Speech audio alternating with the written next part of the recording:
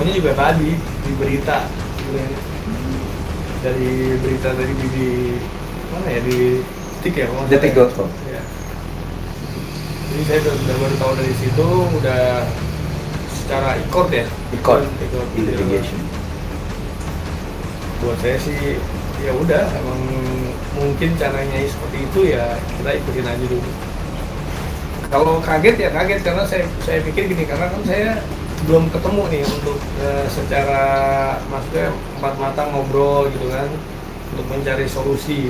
Karena hampir udah beberapa minggu ini kan udah sebulan lebih ya belum nggak ketemu dengan anak saya gitu kan. Yang saya pikir itu udah, makanya saya cari terus setiap hari ke rumah, ke apartemennya segala macam, nggak ada. Jadi karena di WA juga udah sama dia udah di blok semua akses saya untuk hubungin dengan apapun udah di blok, dan saya tapi tetap SMS sampai setiap hari saya SMS, nggak dibalas juga dari KDRT. Kalau KDRT sih saya tegaskan saya nggak pernah melakukan itu, jadi bisa dipastikan saya nggak pernah itu. Bahkan saya kadang-kadang juga heran, ngomong kamu aja buat nyai dia nggak kasar gitu. Jadi kan makanya saya harus ikutin terus dengan gayanya dia, sementara saya pemimpinnya dalam rumah tangga. Ya buat saya sebenarnya harus mengalah waktu itu, karena dalam kondisi dia hamil, saya harus mikir anaknya, istilahnya yang di perut gitu kan, psikologis dia seperti apa gitu. Kalau orang ketiga saya nggak tahu ya, mungkin karena kan saya nyai kan sempat bilang kan hampir 9 bulan setiap hari saya sama dia sebelum, terus gimana dia bilang kalau kecuali ada satu hari itu 1 kali 24 jam mungkin 28 jam. Ya 28 jam, 4 jamnya mungkin saya buat jalan-jalan ya. Pisah rumah sih enggak ya, kita tetap jalin komunikasi, tetap terus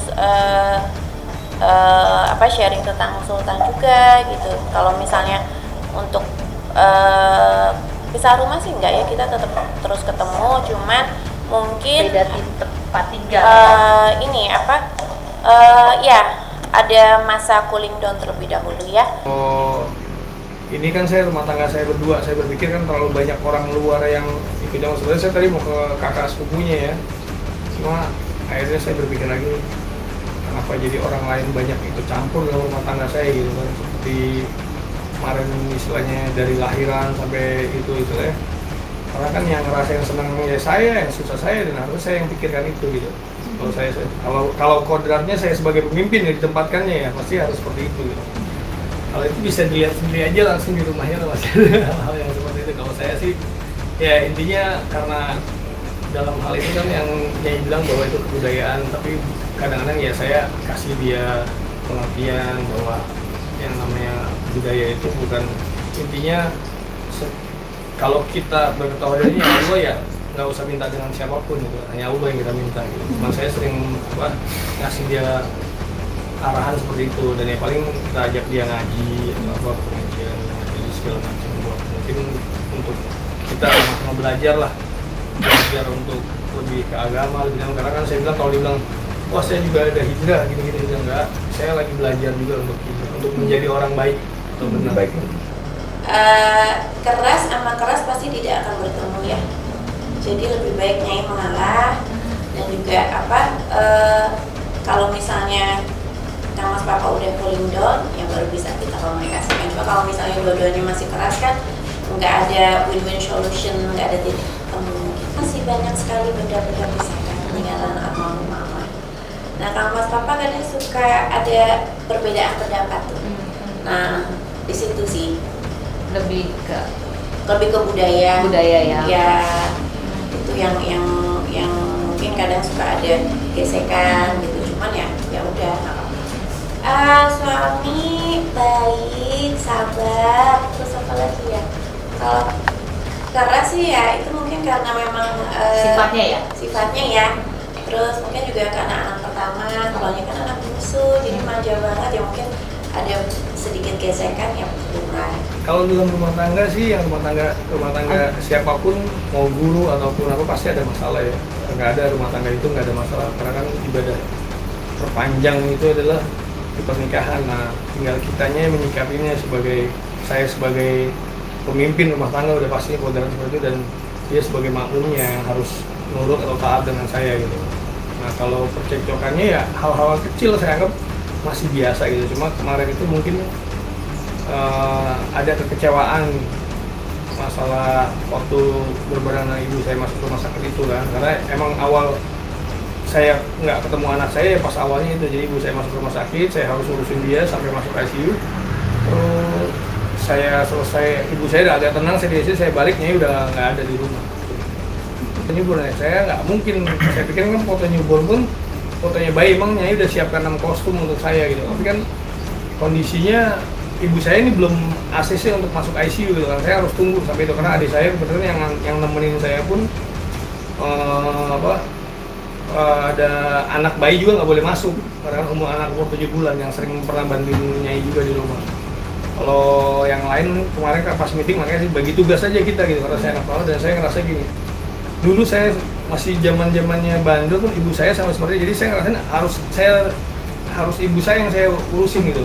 Kalau saya lihat sih dalam keadaan kayak gini ya gimana dia kira-kira saya nggak sama dia kan berarti kan dia ada sama-sama orang lain kan bukan maksud saya kalau dia ada di rumah saya mungkin nggak bisa menyimpulkan bahwa dia sama orang lain. Sekarang dia di luar kita nggak tahu dia sama siapa.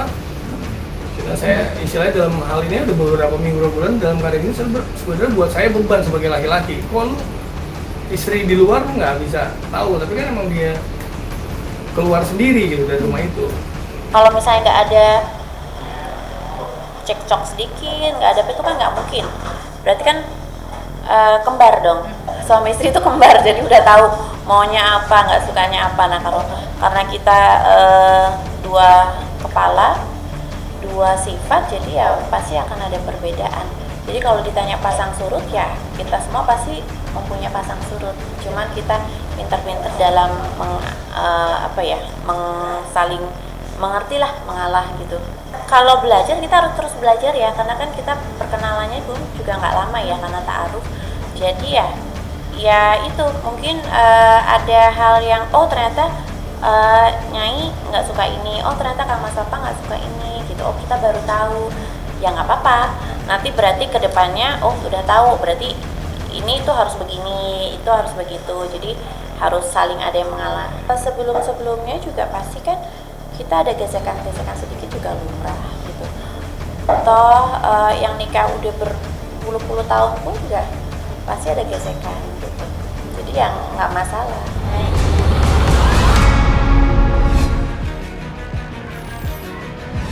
Senyum aja loh. Laporannya mau dilaporin apanya? Yang saya hina siapa, yang melaporkan siapa? Kenapa saya sama Atta nggak nanggapi ya? Karena bagi saya itu halu saja. Apa yang harus saya tanggapi? Karena begini, saya ngomong katakanlah istri wartawan ada yang jelek umpamanya, sama istrinya Jurek jelek. Kira-kira yang bisa masuk laporan ke saya itu yang istri wartawan jelek atau Jurek yang jelek? Saya nyebut nama enggak? Enggak yang dukun saya nyebut nama enggak ada. Kita enggak nyebut nama sama sekali.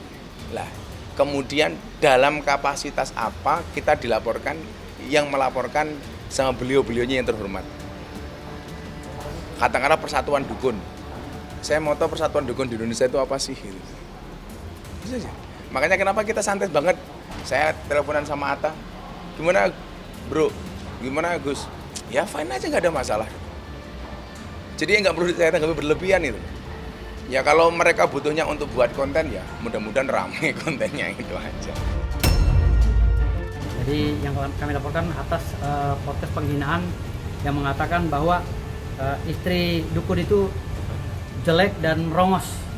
Lalu Gus Miftah juga berbicara di podcastnya Atta Halilintar mengatakan bahwa beliau itu menganalogikan bahwa orang yang datang ke dukun itu orang bodoh. Kenapa dipanggil orang pinter? Karena yang datangnya orang bodoh semua. Lalu banyak lagi hinaan-hinaan yang dilakukan dan dilontarkan oleh Gus Miftah sebagai pendakwah yang menurut saya sudah melanggar etika tentang pendakwah. Jadi orang mendakwah itu agar menuntun orang berbuat baik. Umpama kami dianggap bersalah, lalu mereka ingin mengedukasi, lantas cara ngedukasinya begitu. Makanya saya bilang siapapun yang mengatasnamakan edukasi tapi masih menghina organisasi dukun akan saya laporkan. Ingat, saya nggak pernah main-main. Ya silakan aja, cuma dilaporkan aja. Ya silakan aja, cuma dilaporkan aja. Alhamdulillah nggak ada. Saya pikir kepolisian mana tak tahu mana skala prioritas. Itu saya pikir itu bukan sebuah prioritas. Lah makanya kalau saya pas pengajian ya tanggapi dengan guyon saja. Karena bagi saya ini ya lucu saja itu. Kita juga nggak perlu berlebihan, nggak perlu ditanggapi merespon berlebihan. Karena yang merasa dihina siapa, yang melaporkan siapa ini sudah nggak nyambung. Jadi kalau saya sama Atta sampai hari ini ya nanggapinya flat saja. Artinya di sini saya berkali-kali saya bilang, saya nggak main-main. Hanya netizen yang nggak kami laporkan. Kenapa tuh Bang? Ya, karena netizen nggak ada kaitannya dengan urusan biasa, biarkan itu dinamika dalam bermedsos. Tetapi kalau public figure berbicara dan masih mengatasnamakan edukasi, lalu menjustifikasi dukun, ingat siap-siap Anda. Saya nggak main-main. Kalau mereka punya dalih, saya juga punya dalih. Body shaming. Tuh, ini bukan urusan dukun lagi loh, dapur orang. Istri orang dihina sedemikian rupa oleh Gus Miftah sebagai pendakwah. Ya, istri orang loh yang nggak tahu menahu tentang kerjaan suaminya sebagai dukun. Jangan bawa-bawa dapur orang. Gitu. Ini udah berat. Apalagi Gus Miftah tidak menyatakan oknum ya. Wah ya kalau dipanggil kita datang. Kan ini saya juga mau ke Mabes Polri gitu. Tapi dalam rangka yang lain.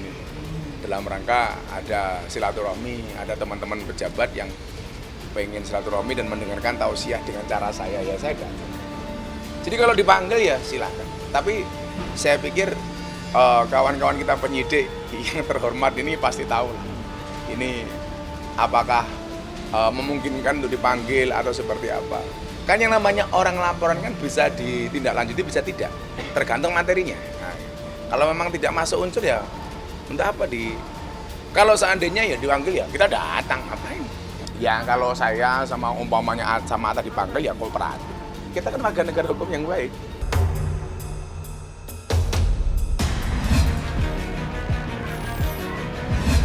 Karena memang saya merasa berdosa dan saya merasa berdosa dan saya meminta doa kepada Pak Gilbert datang untuk didoakan doa pemulihan. Dan kenapa saya tayangin untuk itu ibaratnya kayak pelakor dapat hidayah ya. Pelakor dapat hidayah. Kenapa saya tayangin itu untuk menjadi contoh-contoh di luar sana. Jadi untuk jadi pelakor itu memang tidak bagus dan dosa dan sesat dan seperti ada di lingkaran setan. Kenapa gue kontenin itu untuk mencegah juga gue kembali menjadi pelakor lagi. Biar laki orang yang kalau misalkan deketin gue takut gue kontenin. Iya kan? Emang gue gak mau lagi dia pelakor, cukup 4 tahun dan gue minta maaf. Gitu. Dan gue merasa sangat berdosa.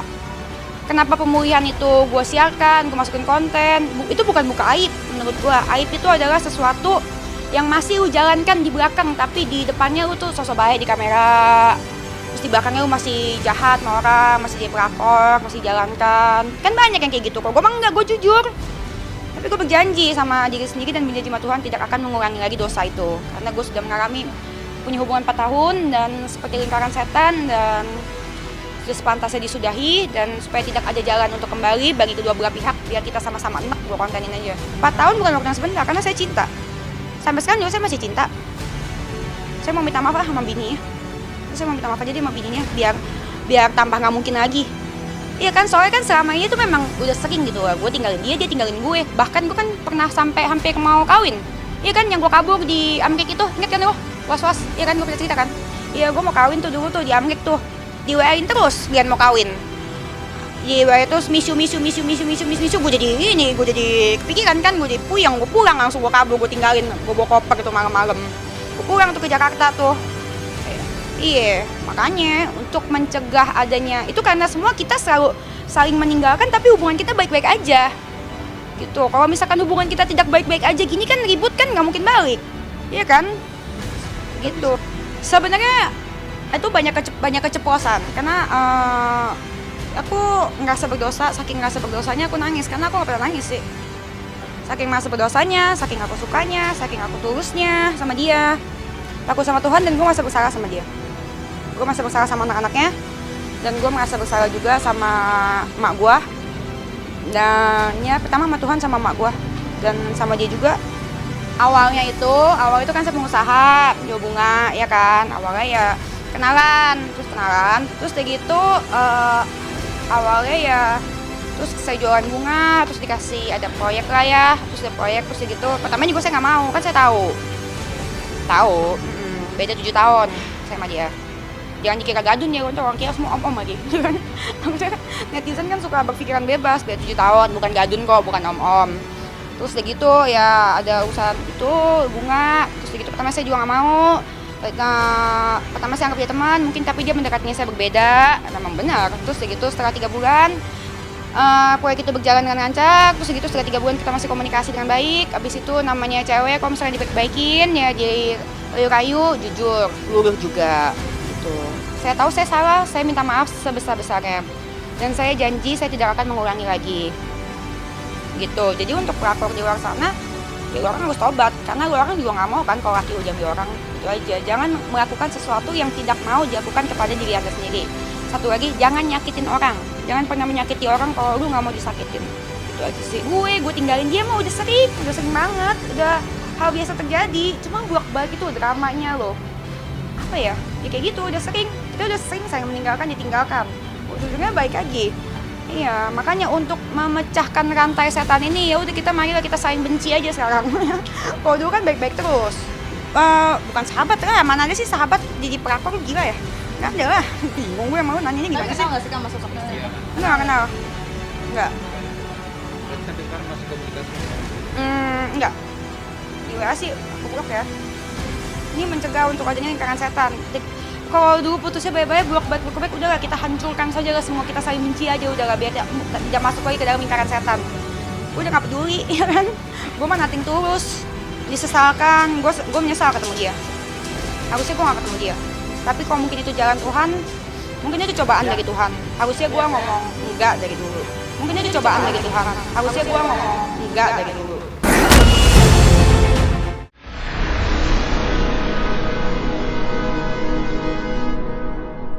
Jadi jangan lupa untuk subscribe Cumi Cumi. Ditekan ya tombol lonceng merahnya.